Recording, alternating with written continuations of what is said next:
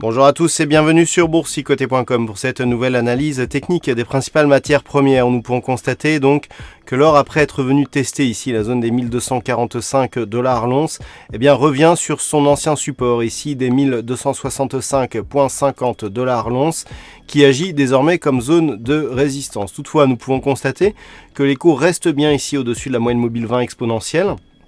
Ils sont en train de tester cette résistance un petit peu comme s'il y avait franchissement. Alors pour l'instant, il n'y a pas assez d'amplitude pour vraiment conclure un franchissement de cette zone, mais si cela était le cas, on aura un signal de réintégration donc dans la zone de range 1265,50 1300 $ l'once, ce qui invaliderait le signal baissier qui était apparu suite à la rupture ici de ce niveau horizontal. Nous pouvons constater sur le stochastique une divergence baissière qui est toujours présente ici, puisque nous avons des cours qui continuent à monter du point de vue des plus hauts, avec des plus hauts sur l'indicateur qui sont baissiers. Toutefois, cette configuration n'est pas observée sur le RSI et le MACD reste totalement neutre. Donc on a quand même un signal d'affaiblissement, à voir si cela suffira à inverser le cours de la dynamique court terme ici pour donner à cette résistance son statut donc et un non-franchissement. Mais si la zone ici était franchie, on aurait clairement une invalidation de la poursuite du mouvement baissier. Et puis sur le WTI, nous avons toujours ici une petite dynamique court terme qui rapproche les cours ici de la zone des 59 $ le baril.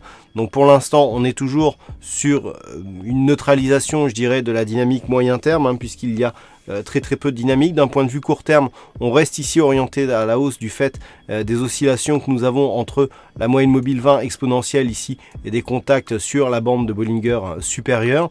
Mais le momentum est relativement faible. Du point de vue des indicateurs, on commence aussi à avoir des dynamiques de divergence baissière ici sur le stochastique.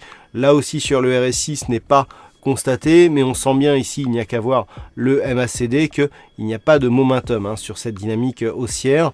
Toutefois, tant que les cours restent ici au-delà des 56,80 $ le baril, nous sommes toujours dans une dynamique plutôt haussière. Il faudrait vraiment casser ici ce niveau pour neutraliser la tendance et revenir par exemple sur les 55 $ le baril.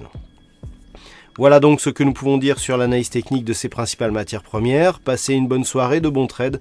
On se retrouve dès demain donc à 14 h pour le Trading Live avec un bilan donc du trading de cette année 2017. Et puis pour donc demain soir pour toutes les autres analyses techniques du site boursicoté.com. Bonne soirée à tous, bon trade et à demain sur boursicoté.com.